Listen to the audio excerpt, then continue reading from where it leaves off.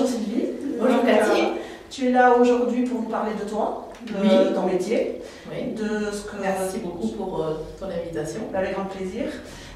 Tu as toute une série de conférences déjà prévues sur l'espace GM à Tarbes. Oui. Qui commence la semaine prochaine. Lundi prochain. Lundi prochain avec un thème qui me passionne, le secret des femmes épanouies et heureuses. Voilà, j'ai vraiment plaisir à accompagner les femmes actives et indépendantes qui veulent concilier vie de famille et vie professionnelle, qui veulent vraiment s'épanouir dans toutes leurs dimensions. Et toi, ton parcours à toi pour arriver à cette volonté en fait, d'aide aux femmes, tu viens d'où? Alors, je viens d'où? Je viens de Tarbes, voilà. En fait, moi j'ai fait plein de choses dans ma vie. J'ai été 10 ans conjoint collaborateur, voilà, assistante de dirigeant. Et puis, en fait, pendant longtemps, j'ai été moi-même en difficulté, en fait, dans ma vie personnelle, professionnelle. J'étais en difficulté émotionnelle, relationnelle. Voilà, j'étais triste, j'avais pas confiance en moi, j'avais pas la vie de couple que je voulais. Je me sentais seule aussi, parfois même toute seule, même jusqu'à être dans le désespoir, tu vois. Voilà, donc de grosses difficultés relationnelles, et puis j'ai cherché des solutions en fait. J'ai cherché des solutions, et puis au départ c'était pour moi, je les ai appliquées pour moi, et puis j'ai vu comment ça modifiait en fait ma vie.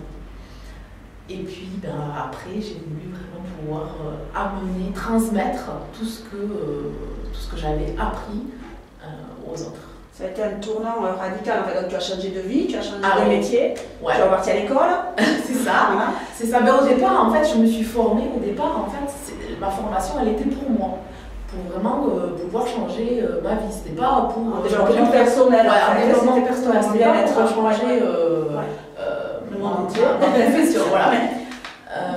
Et puis, d'ailleurs, je me souviens, à l'époque, j'ai commencé finalement à m'autoriser à faire quelque chose pour mon bien-être, puisque je ne m'autorisais pas, j'étais centrée sur aider l'autre, aider les autres.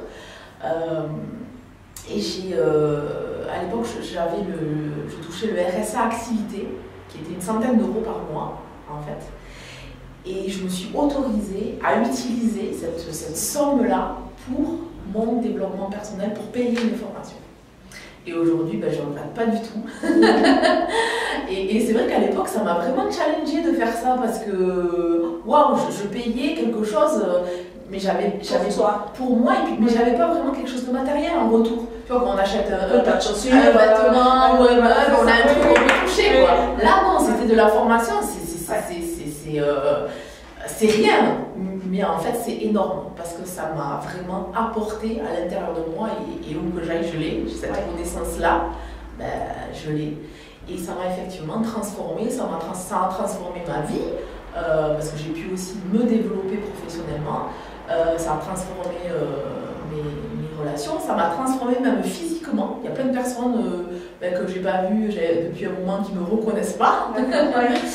Voilà. Ça te nourrit vraiment intellectuellement et presque physiquement. Donc en fait, c'est un complément corps-esprit. Voilà, complètement. En fait, nous sommes vraiment des êtres de relation. Voilà, moi, je suis experte de la relation, et on n'apprend pas en fait le code de relation. On apprend à parler, mais on n'apprend pas à communiquer. Et en fait, du coup, on attend énormément de choses de nos relations, mais sans avoir finalement le code de la relation. C'est comme un petit peu, tu vois, je sais pas moi j'aime bien prendre cet exemple en parallèle, le permis de conduire pour un jeune, tu vois, si on lui dit qu'est-ce que ça évoque pour toi le permis de conduire, il va dire la liberté, les sorties, les copains, la fête. Oui, effectivement, c'est le but, c'est ce que va lui permettre. Mais s'il n'a pas en amont le permis de conduire, en fait, c'est quoi? C'est un ensemble de codes, de règles, de gestes, d'automatismes à apprendre, et qui va lui permettre ça. Mais en fait, les relations, c'est pareil. On a envie qu'elles nous apportent de la complicité, du bonheur, de l'échange, tout ce tout ce qui nous nourrit en tant qu'humain, et on n'apprend pas le code des relations. Donc du coup, voilà, moi j'ai mis en place un programme en 4 étapes pour justement apprendre le code des relations, le système relationnel dans lequel on fonctionne, comment pouvoir bien modifier ce système relationnel pour pouvoir entretenir, proposer des relations harmonieuses, mais également se protéger de relations toxiques. Et puis, pour pouvoir également, pour les femmes, développer l'énergie féminine, le fait de pouvoir lâcher prise, de pouvoir équilibrer les relations. Voilà un petit peu ce que je propose. La semaine prochaine, c'est la Saint-Valentin, on en parle partout. Oui. En fait. Oui. Qu'est-ce que toi, par exemple, tu peux apporter dans une relation de couple qui n'est pas forcément au top des désirs de l'un ou de l'autre? Est-ce que, par exemple, toi, tu peux apporter, peut-être pas des solutions, mais des pistes pour pouvoir gérer des moments un peu compliqués, au moment où tous les médias nous inondent de cœurs, de bonbons, de fleurs, ce genre de choses? Oui, ben c'est sûr, à la Saint-Valentin, ça approche. Des pistes pour la relation de couple, il y en a effectivement. De justement prendre soin de la relation. Alors tu vois, la relation, par exemple, ben, c'est la 3e entité de l'écharpe. Je le montre par cette écharpe-là. Une relation de couple, c'est une relation où il y a 2 personnes, mais il y a également la relation. Et il est possible de prendre soin de cette relation-là, qui est finalement le pont, le canal qui me relie à l'autre. Et je suis responsable ici, à mon bout de la relation, de ce que je vais faire passer finalement dans la relation et comment je vais nourrir cette relation. Et il y a, dans une relation de couple, il y a les sentiments. Alors si je prends ça pour représenter les sentiments, ça c'est mes beaux sentiments. Tu vois, les sentiments, c'est une chose. Et la relation, c'en est une autre. Et souvent on confond sentiment et relation. Et pour nourrir les sentiments, eh bien, les sentiments le terreau des sentiments, ça va être la qualité des relations, ce que je fais passer dans la relation. Si je fais passer des messages qui sont dévalorisants, j'abîme la relation et forcément, les sentiments vont avoir du mal à se développer dans cette relation-là. Donc c'est vraiment séparer sentiments, relation, et le plus important c'est de nourrir la relation et ici d'apprendre à son bout de relation, justement à prendre conscience des messages, des comportements que je fais passer dans cette relation. Est-ce qu'ils vont être nourrissants ou est-ce qu'ils vont abîmer la relation? Petit exemple, t'es pénible, tes chaussettes traînent partout, c'est pas forcément à dire peut-être, il y a peut-être une reformulation. Voilà, donc c'est intéressant effectivement, hein, le tu, si j'utilise le tu, je suis au bout de l'autre, finalement je parle sur l'autre. Et c'est comme si je reste plus à mon bout de la relation, à mon côté de la relation. Or, si vraiment je reste à mon côté de la relation, je vais exprimer ce qui se passe pour moi, en disant, mais voilà, je me sens agacée, ou j'ai besoin de vivre dans un environnement où il y a de l'ordre, et quand je vois ces chaussettes qui traînent, ça me dérange. Et c'est tout un apprentissage, ça a l'air simple comme ça, mais en fait c'est tout un apprentissage au quotidien. Et une relation, ça se nourrit vraiment au quotidien. Presque un vocabulaire à reapprendre. C'est ça. Des fois, c'est des choses... une communication en conscience, une attitude en conscience aussi, de pouvoir différencier par exemple la personne et les comportements, et de pouvoir se différencier de ses ressentis, parce que souvent on fait un amalgame, en fait. Donc tu vois, c'est vraiment... Il y a plus d'une trentaine de codes des relations à apprendre, à appliquer. Donc c'est vraiment très vaste. Et ça c'est pour la Saint-Valentin, donc les couples sont les bienvenus en consultation. Oui, d'ailleurs je fais c'est au mois de mai.